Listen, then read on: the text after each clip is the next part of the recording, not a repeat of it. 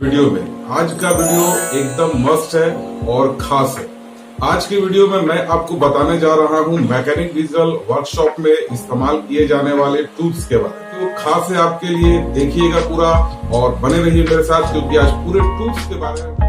चलिए ध्यान दीजिए। प्लास ये एक बहुमूल्य औजार है। इसके द्वारा छोटे बड़े जॉब को पकड़ने के लिए इसका इस्तेमाल किया जाता है। इसके द्वारा तार को मोड़ने और कटिंग करने के लिए इस्तेमाल किया जाता है। ये 4 इंच, 8 इंच और 10 इंच के साइज में मिलता है। चलिए आइए जानते हैं कॉम्बिनेशन प्लायर यानी कि फ्लैट कॉम्बिनेशन प्लायर। ज्यादातर के घरों में ये देखने को आपको मिलता है। ये प्लास, इस प्लास का इस्तेमाल छोटे छोटे जॉबों को पकड़ने के लिए किया जाता है, तार को कटिंग करने के लिए जाता है। ज्यादातर इसका विद्युत के कामों में भी इसका इस्तेमाल किया जाता है। ये कॉम्बिनेशन प्लायर, इसे कहते हैं लॉन्ग नोज प्लायर। देखिए, जहां पर कॉम्बिनेशन प्लास काम करना बंद करता है, ये वहां पर नोज प्लास काम करता है। यानी कि कोई सुराग में जाकर ये किसी भी पार्ट्स को लगा सकता है, निकाल सकता है, क्योंकि इसका अगला हिस्सा नुकीला होता है और धारदार होता है। इससे भी किसी भी चीज को कटिंग नहीं किया जाता है। इसे कहते हैं साइड कटिंग प्लास। इसके द्वारा पतले तारों को कटिंग किया जाता है। ध्यान दीजिएगा, इससे किसी भी जॉब को ना तो पकड़ा जाएगा ना ही तो मोड़ा जाएगा। केवल इसका इस्तेमाल कटिंग करने के लिए किया जाता है। अब याद रखिएगा, इन सभी टूल्सों को अलग रखा जाता है अन्य टूल्सों के तुलना में।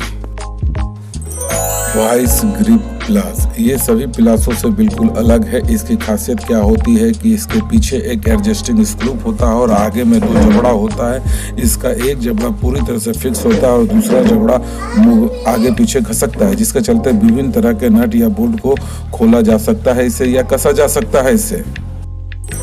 चलिए आइए नए टूल्स के बारे में जानते हैं, जिसका नाम है हैमर। इससे किसी भी जॉब को ठोका जाता है, पीटा जाता है। खास मटेरियल से बनाया जाता है, कास्ट स्टील के द्वारा या कार्बन स्टील के द्वारा। चलिए आइए जानते हैं कि हैमर कितने प्रकार के हैं, यानी कि टाइप्स ऑफ हैमर। देखिए, ये काम के अनुसार कई प्रकार के हुआ करते हैं, जैसे कि ball pin hammer, cross pin hammer, straight pin hammer, slash pin hammer, soft hammer, clove hammer और मैलेट हैमर। आइए ध्यान देते हैं। इसे कहते हैं बॉल पिन हैमर। इसे आम भाषा में हथौड़ा के भी नाम से जानते हैं। इस वर्कशॉप में इसका इस्तेमाल बहुत अधिक किया जाता है। इसे ज्यादातर किसी जॉब को पीटा या ठोका जाता है और इसमें बहुत सारे भाग होते हैं, जैसे बॉल पेन होता है, वेज होता है, निक होता है, चिक होता है, फेस होता है, हैंडल होता है। इसका इस्तेमाल अधिक से अधिक किया जाता है। चलिए आइए जानते हैं। देखिए, आपके सामने स्क्रीन पर जो फिगर दिख रहा है, इसे कहते हैं क्रॉस पिन हैमर। ये बॉल पिन हैमर के ही जैसा होता है, मगर इसमें फर्क यही होता है कि इसकी ऊपरी हिस्सा क्रॉस होता है और थोड़ा भी के शक्ल में होता है। इससे किसी जॉब पे भी के शक्ल का आकार आता है ठोकने के ऊपर। इसका ज्यादातर इस्तेमाल रिवेट को ठोकने और फैलाने में किया जाता है। अतः इसे कार्बन स्टील के द्वारा बनाया जाता है। चलिए आइए जानते हैं इस हैमर के बारे में। इसे कहते हैं स्ट्रेट पिन हैमर। ये पिछले हैमर यानी कि क्रॉस पिन हैमर के ही जैसा होता है और काम भी ठीक वैसा ही करता है, मगर फर्क इतना होता है कि इसका जो ऊपरी हिस्सा यानी कि पूरी तरह से स्ट्रेट होता है, धारदार होता है। आइए, आपके स्क्रीन पर जो दिख रहा है, इसे कहते हैं स्लेज हैमर। इसे आम भाषा में भारी भरकम हथौड़ा भी कहते हैं। इससे ज्यादातर भारी भरकम कामों को किया जाता है, जैसे कि मोटे मोटे रड को काटना, बैंड करना आदि। इसके दोनों साइड फेस बना होता है और ये देखने में बहुत भारी भरकम होता है। ये 4 किलो से लेकर 10 किलो के वजन में मिलता है। इसे कहते हैं सॉफ्ट हैमर। देखिए, इसका नाम ही है सॉफ्ट हैमर, यानी कि ये काम ऐसा करता है जब कहीं मारने पर, इससे ठोकने पर किसी भी तरह का कोई निशान नहीं पड़ता है बॉडी के ऊपर। इसे बनाते समय इसका जो मटेरियल होता है रबड़ और नायलॉन का होता है, जिसके कारण ये पूरी तरह से नरम होता है और इससे निशान नहीं पड़ता है। इसीलिए इसको कहते हैं सॉफ्ट हैमर।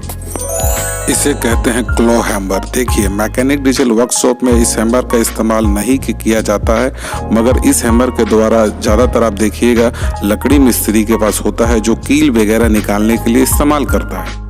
इसे कहते हैं मैलेट हैमर। देखिए सभी हैमरों से बिल्कुल अलग होता है क्योंकि इसे लकड़ी के द्वारा तैयार किया जाता है। इसका इस्तेमाल सीट मेटल में किया जाता है, यानी कि चदरे को बैंड करने के लिए या चदरे से कोई चीज बनाने के लिए इसका इस्तेमाल किया जाता है। इसे कहते हैं मैलेट हैमर। अब आपके सामने जो टूल्स है इसे कहते हैं स्क्रू ड्राइवर। आप इसे पहचानते हैं क्योंकि हर घर में कहीं ना कहीं ये रहता ही है। इसके द्वारा किसी भी स्क्रू को या पेच को खोला या कसा जाता है।